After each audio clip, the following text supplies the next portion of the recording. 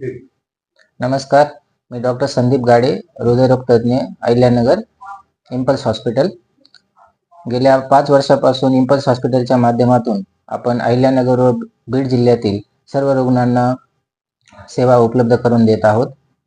आता आपण हे इम्पल्स हॉस्पिटल एका नवीन प्रशस्त वास्तूमध्ये स्थलांतरित करीत आहोत. या वास्तूचा लोकार्पण सोहळा 28 डिसेंबर 2025 रोजी सकाळी 10 वाजता होणार आहे.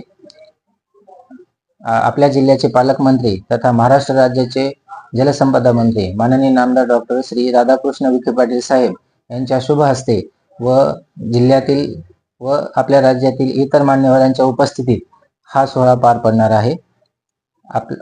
आम्ही सर्वांना आवाहन करतो की या सोहळ्यासाठी सर्वांनी उपस्थित राहावे. आपल्या या हॉस्पिटलमध्ये हृदयविकार, अपघात रुग्ण, सर्जरी विभाग, नेत्ररोग विभाग, मेडिसिन विभाग व ICU विभाग अशा सर्व सुविधा उपलब्ध आहेत.